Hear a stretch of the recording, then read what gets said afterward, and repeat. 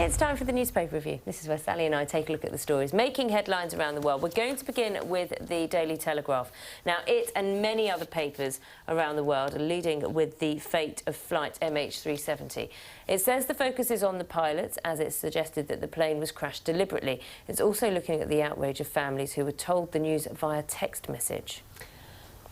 Russia is bracing for outflows to soar to $70 billion in the first quarter of this year. The front page of the Financial Times reports investors are seeking cover from the Crimea fallout.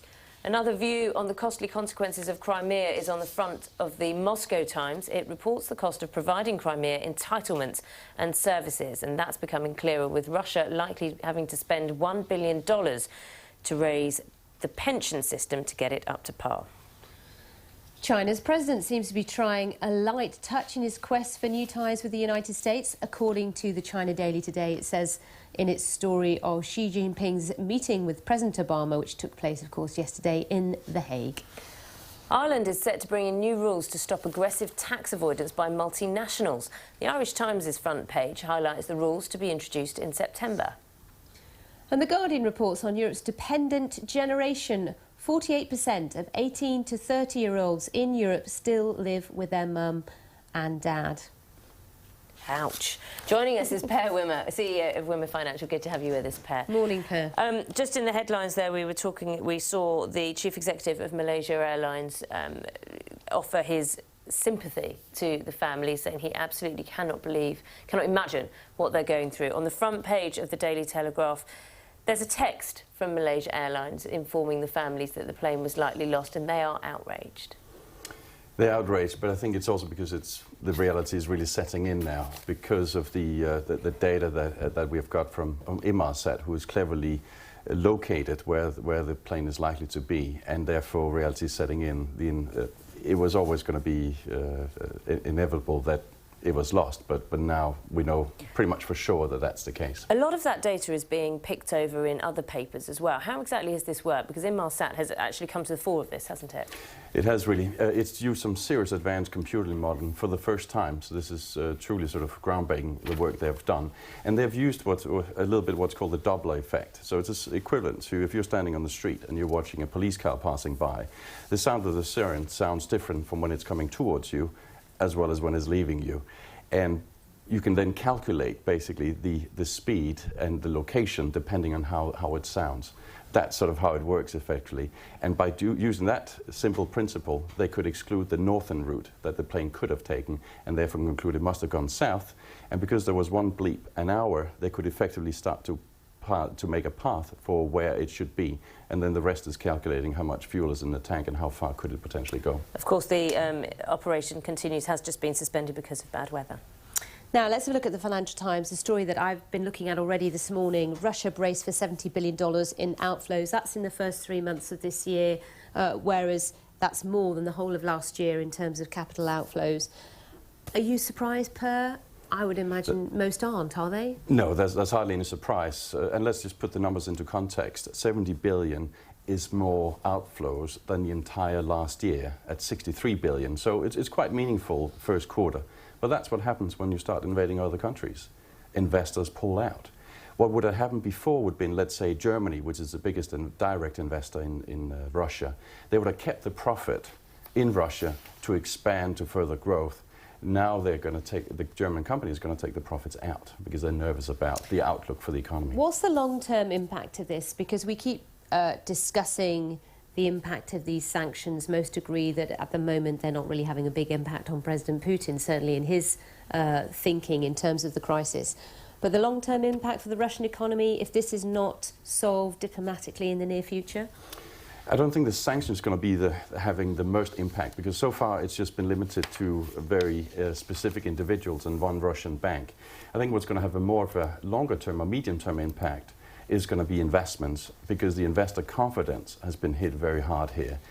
There's a loss of confidence from investors, which means that capital that goes out now is not going to come back anytime soon.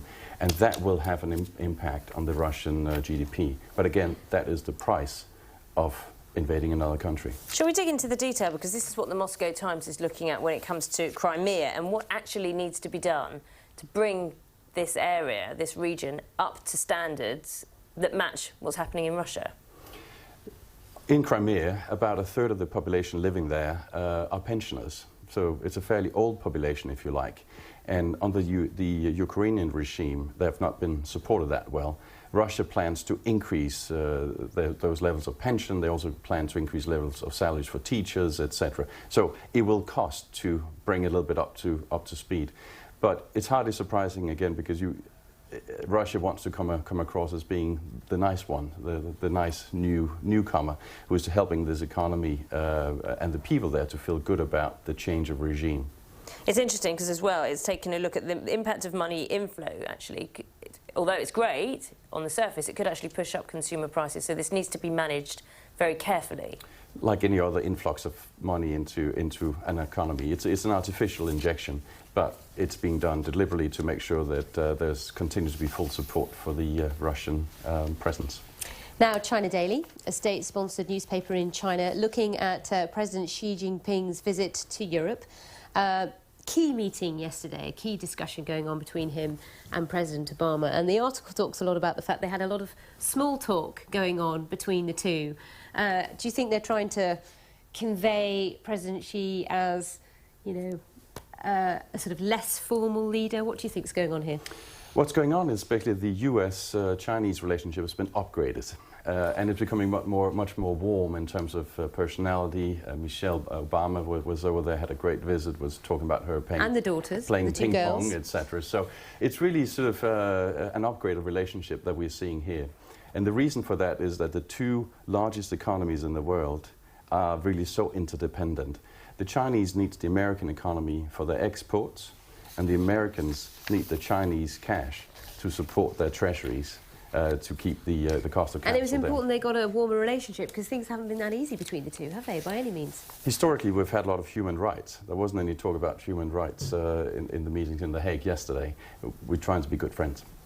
Let's talk about the Irish Times. Multinationals facing new rules on aggressive tax avoidance. Now, this is specifically for companies that are basing themselves in Dublin. How is this working?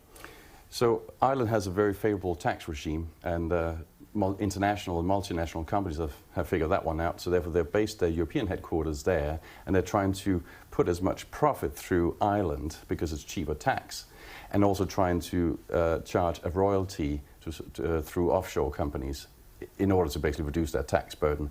What the report is saying we've got to match the economic activities in the countries where they're happening with the actual tax bill, as opposed to some artificial accounting that effectively reduces the tax bill. How easy is that going to happen, though? If you're matching the economic activities, it changes, doesn't it? So the tax system would change, wouldn't it? The tax system wouldn't change, but the accounting would change. Oh, well, the accounting system would change then. Exactly, and that's what it comes down to. So it comes down to the nitty-gritty details of each company and their accounts in each country.